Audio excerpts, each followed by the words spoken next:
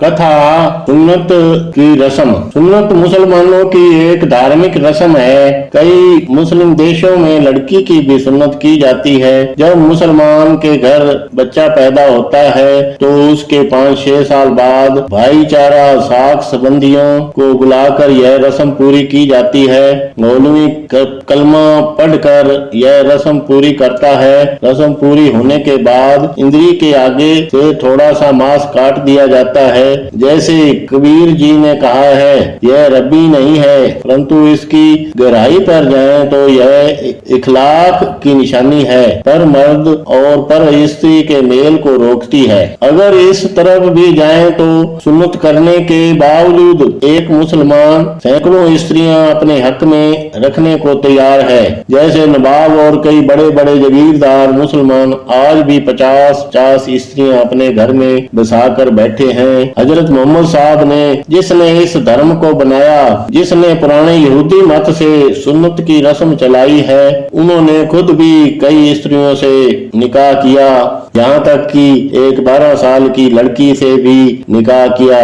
उसे अपनी स्त्री बनाकर उसके साथ भोग करने का यत्न किया, जो कि एक बहुत बुरा कर्म था, जो समाज के लिए अच्छी बात नहीं है। पुरानी अंजलि ईसाई मत पुस्तक में लिखा है कि एक इब्राहिम नाम का पैगंबर हुआ है। इसी इब्राहिम के पुत्र की बलि देने का हुक्म दिया गया था, परंतु वह खुली आंखों से पुत्र की बलि न दे सका। पुत्र की जगह उसने बकरे की कुर्बानी दी थी, जो ईद के समय आज भी दी जाती है। हे भक्तजनों, इसकी पूरी कथा इस तरह है, सभी प्राणी ध्यान से सुने। इब्राहिम के पास कई स्त्रियां थी। उसकी एक स्त्री बहुत सुंदर और उसको बहुत प्यारी थी। इब्राहिम ने उसे वचन दिया हुआ था कि आज से वह किसी और स्त्री के साथ काम वासना नहीं करेगा। अगर वह किसी और पराई स्त्री के पास जाएगा तो भले ही उसी की इंद्री ही क्यों न काट ले। इस इकरार के 1 साल बाद इब्राहिम जी एक दिन जंगल में शिकार करने के लिए चले गए। वे शिकार खेलते खेलते जंगल में उसे एक अत्यंत सुंदर कुंवारी कन्या मिली। उस कन्या की जवानी देखकर वह उस पर मोहित हो गए। वह घोड़े से उतरकर उस सुंदरी के आगे झुक गए। काम की वासना ने उसकी बुद्धि को ऐसा भुला दिया कि वह अपनी स्त्री से किए हुए वचनों को भी भूल गए। वह उस सुंदर स्त्री के आगे हाथ जोड़कर उससे प्यार की भिक्षा मांगने लगे। जवानी से भरपूर वह बालिका इब्राहिम के फंदे में फंस गई। जंगल में ही इब्राहिम ने उसके साथ भोग विलास किया। उसने अपने होठों से उसके होठ चूम लिए। जब वह घर वापिस आए तो वह उस सुंदरी को भी अपने साथ ही ले आए। जब उसकी पहली पत्नी को पता चला कि हजरत इब्राहिम साहब कुंवारी स्त्री अपने साथ घर में लेकर आए हैं और उसके साथ मंद कर्म करके मेरे इकरार को भंग किया है, यह बात सुनकर वह क्रोधवान हो गई। उसने उसी समय गोली को भेजकर उसे अपने पास बुलाने का हुक्म दिया। वह अपनी बेगम के सामने शर्मसार होकर आंख ऊपर न उठा सके।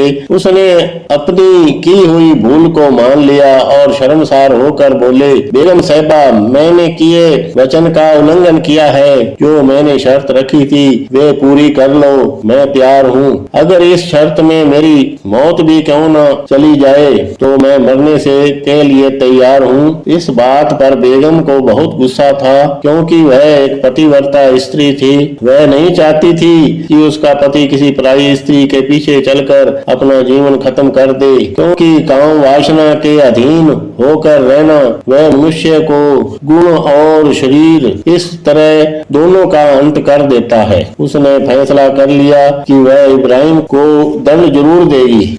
वह हाथ में तेज उसरा लेकर शर्त पूरी करने के लिए तैयार हो गई। तो उस समय उसके दिल ने आवाज दी, हे बेगम साहिबा, तू क्या कर रही है? तू एक पतिव्रता औरत है। अगर हजरत साहिबा का लिंग कट गया तो उसकी मौत हो जाएगी। अगर मौत न हुई तो वह निमर्द हो जाएगा। संसार तुम्हें लानता पाएगा और कबीले वाले और सेवक भी कहेंगे कि तुम तो विधवा हो गई है और अब नया पति धारण कर ले। बेगम ठहर जा, इतनी जल्दी न कर, अपने पति की गलती को भूल जा। इस आवाज को सुनकर बेगम के हाथ से उसरा गिर पड़ा।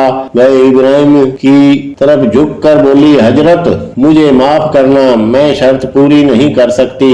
तुम मेरे पति हो, मैं आपकी दासी बनकर रहूंगी और अपनी रहती जिंदगी निभाऊंगी। इब्राहिम ने आगे से कहा, तुम्हें शर्त पूरी करनी ही पड़ेगी। बहुत समय दोनों में तू मैं होती रही। आखिर में बेगम ने शर्त पूरी करने के लिए उस तरह से लिंग के आगे के हिस्से से थोड़ा सा मांस काट लिया, होठों के ऊपर वाले बुल से थोड़े से बाल काट लिए, जिन्हें लबा काटने वाला रिवाज भी कहा जाता है। इस तरह से बेगम ने अपनी शर्त पूरी कर ली। क्योंकि इब्राहिम एक बड़े कबीले का मालिक और अपने आप को पैगंबर कहलाता था, उसने यह रस्म भी अपने धर्म के साथ जोड़ दी। सभी इस्लाम वाले अब इसी तरह करने लगे हैं, जो अब एक तरह की रीत बन गई है। जब भगत कबीर जी को काजी और बिरादरी वाले सुन्नत करने के लिए कहने लगे, तो उस समय उसने कहा, हे मूर्ख काजी, कहानी तो सुन्नत की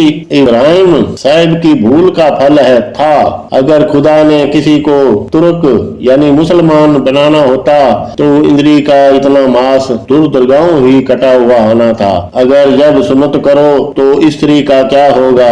वह भी जीवन की साथन है, वह भी बिना सुन्नत के नहीं रह सकती। मैं तो समझता हूँ कि इन झमेलों से हिंदू रहना ही अच्छा है, क्योंकि यह भी बार बार कहता है कि अगर सुन्नत न की गई तो वह हिंदू रह जाएगा, मुसलमान नहीं बनेगा। यह उत्तर सुनकर काजी अपने घर की तरफ चले गए। यह कथा जो भी प्राणी पढ़े या सुने, इस कथा से हमें यह शिक्षा मिलती है कि कभी भी इंसान को ऐसी शर्त नहीं लगानी चाहिए जो शर्त इंसान पूरी न कर सके। अगर इब्राहिम ऐसी शर्त न लगाते तो आज इस नौबत पर न पहुंचते। मैं तो आखिर में यह ही कहूँगा कि प्राणी को कभी भी किसी भी तरह की शर्त नहीं लगानी चाहिए। यह दोनों तरफ ही घाटे का जरिया है, जो समाज के लिए अच्छी बात नहीं है।